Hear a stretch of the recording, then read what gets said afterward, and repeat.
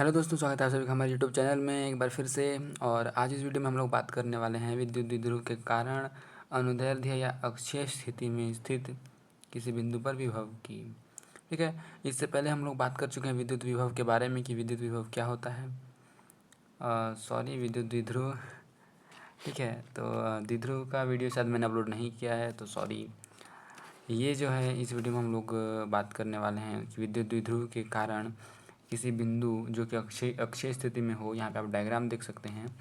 यह एक विद्युत द्विध्रुव है ए बी, जिसके अक्षीय स्थिति ये अक्ष है। इसके अक्षीय स्थिति में कोई बिंदु P है जिस पर हमको विद्युत क्षेत्र की तीव्रता ज्ञात करनी है। ठीक है, तो सबसे पहले हमने माना कि एक द्विध्रुव ए बी है जिसका द्विध्रुव लंबाई जो है 2a है और मध्य से B की लंबाई a और मध्य से बिंदु से A की लंबाई a है, स्मॉल a है, और मध्य बिंदु से बिंदु P की जो दूरी है वह r है।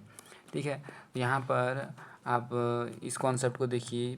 ये जो कॉन्सेप्ट है ये आपने पहले ही पढ़ चुका होगा, अगर नहीं पढ़ा तो मैं आपको बता दूं कि जो प्लस क्यू है, प्लस क्यू से जो तीर बाहर की ओर दिख रहा है, इसका मतलब होता है कि हमेशा जो पॉजिटिव चार्ज होता है उससे विद्युत क्षेत्र बाहर की ओर निकलता है और जो नेगेटिव चार्ज होता है उसकी ओर विद्युत क्षेत्र आता है। ठीक है, ये छोटा सा कॉन्सेप्ट यहाँ पे यूज़ होता है एक बड़े कॉन्सेप्ट के लिए, है ना, बड़े जो डेरिवेशन के लिए।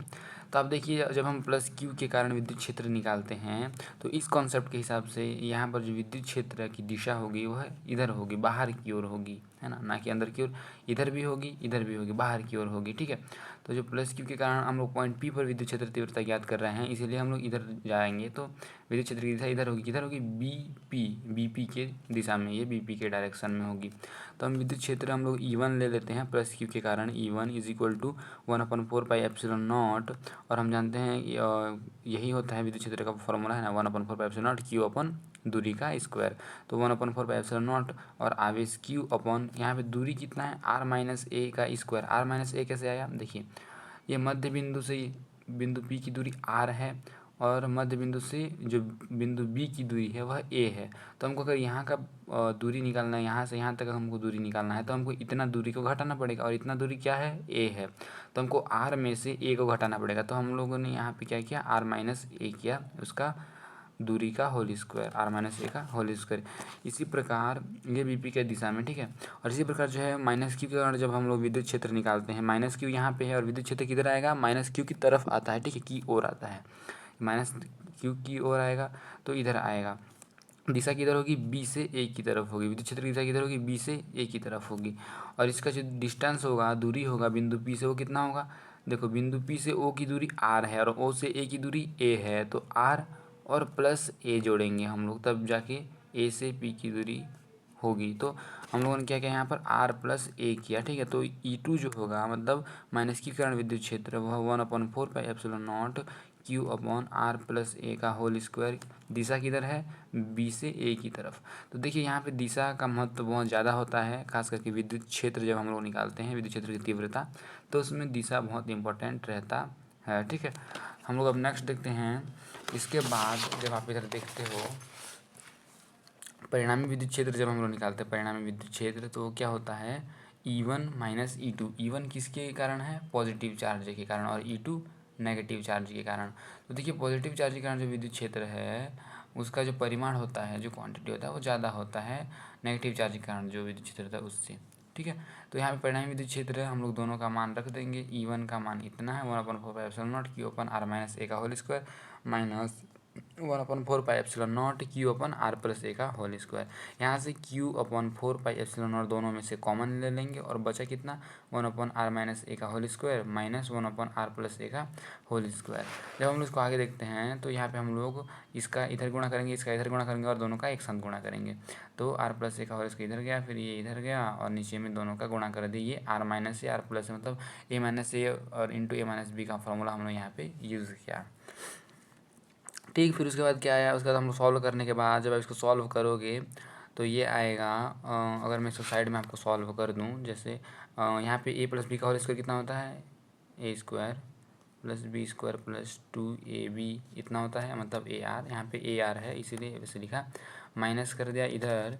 फिर ये है आर माइनस ए का होल स्क्वायर। तो आर माइनस ए का होल स्क्वायर कितना होता है, मतलब ए माइनस बी का होल स्क्वायर कितना होगा, A square plus B square minus 2ab इतना होता है। अब देखो यह जब माइनस जब अंदर मल्टीप्लाई होगा तो ये माइनस हो जाएगा और ये प्लस में है तो दोनों कट जाएंगे, ये भी कट जाएगा ये भी कट जाएगा, लेकिन ये माइनस का जब गुणा यहाँ से माइनस में होगा तो माइनस माइनस प्लस हो जाएगा, तो 2ar प्लस 2ar क्या हो जाएगा, 4ar हो जाएगा। तो वही 4ar यहाँ पे आया है और नीचे में R square minus A square का होल स्क्वायर। ठीक है, अब नेक्स्ट क्या है, अब नेक्स्ट है इज इक्वल टू, यहाँ पे देखिए 4 को हम लोग 2 × 2 लिख सकते हैं और 2 × 2ar इंटू क्यू अपन में 4πε0 into R square minus A square का होल स्क्वायर। अब आप देखिए यहाँ पे 2a × क्यू जो है वो हम लोग यहाँ पर आप देख सकते हो विद्युत द्विध्रुव के रूप में हम लोग लिख सकते हैं, द्विध्रुव आघूर्ण जो होता है ना, द्विध्रुव आघूर्ण जो होता है इसके रूप में हम लोग 2a × क्यू को लिख सकते हैं। तो उसी को हमने 2a × क्यू को p के रूप में लिखा तो 2 का 2 आया और ये दोनों मिलके p के फॉर्म में लिख दिया हमने और r का r आ गया। ठीक है, अब इसके बाद आप देखिए 2pr अपन में 4πε0 इंटू, तो दोस्तों यहाँ पे 2pr अपन 4πε0 into R square minus A square का होल स्क्वायर आया। ठीक है, तो ये जो फॉर्म है ये रिजल्टेंट जो है परिणामी विद्युत क्षेत्र की तीव्रता विद्युत द्विध्रुव के कारण उसकी अक्षय स्थिति में है। यहाँ पे आपको पहला कंडीशन देखने को मिलता है, अगर r is greater than a, मतलब अगर यहाँ पे आप विद्युत क्षेत्र की तीव्रता को देखिए, अगर इसका दूरी मतलब जो बिंदु P है अगर बहुत दूर हो किससे, इन दोनों के डिस्टेंस से, मतलब द्विध्रुव की जो अर्ध लंबाई है उससे अगर बिंदु जिस पर विद्युत क्षेत्र की तीव्रता ज्ञात करनी है अगर वो बहुत दूर हो, मतलब r का मान अगर बहुत ज़्यादा हो तो हम लोग a को नेग्लिजिबल मान सकते हैं।